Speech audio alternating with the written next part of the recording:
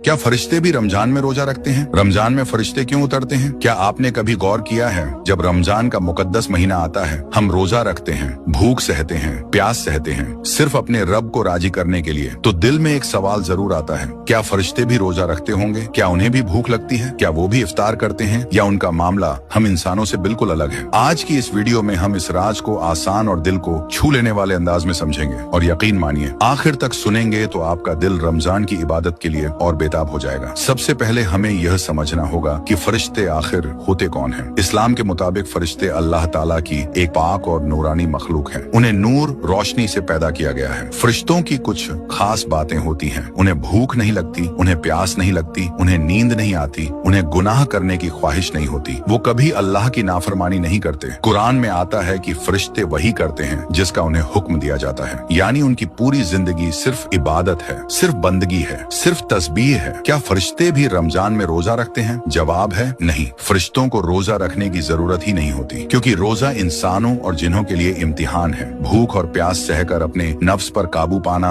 अल्लाह के लिए सब्र करना, यह इंसानों के लिए है। लेकिन फरिश्ते तो वैसे ही हर वक्त इबादत में मशगूल रहते हैं, उन्हें किसी टेस्ट की जरूरत नहीं। लेकिन रमजान में फरिश्ते क्या करते हैं? अब यहाँ सबसे खूबसूरत बात आती है। रमजान में फरिश्ते जमीन पर ज्यादा उतरते हैं। हदीस शरीफ में आता है कि फरिश्ते मस्जिदों में आते हैं, कुरान पढ़ने वालों के पास बैठते हैं, जिक्र करने वालों को घेर लेते हैं, दुआ करने वालों पर आमीन कहते हैं। जरा सोचिए, आप अकेले बैठे कुरान पढ़ रहे हों और आपके आसपास फरिश्ते मौजूद हों, यह कितनी बड़ी सादत है।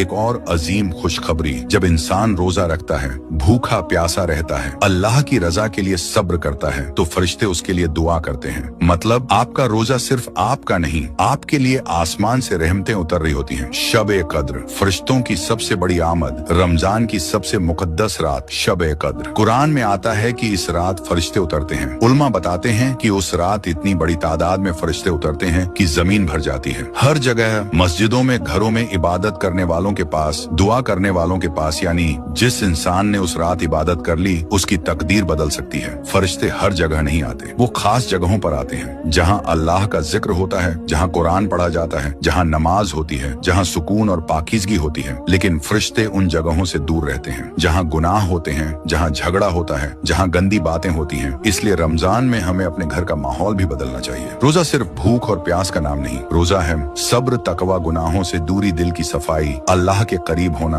अगर इंसान भूखा रहा लेकिन झूठ बोलता रहा, गुस्सा करता रहा, तो रोजे की हकीकत पूरी नहीं हुई। सबसे बड़ी खुशखबरी हदीस में आता है, जो इंसान ईमान और सवाब की नीयत से रमजान के रोजे रखता है, उसके पिछले गुनाह माफ कर दिए जाते हैं।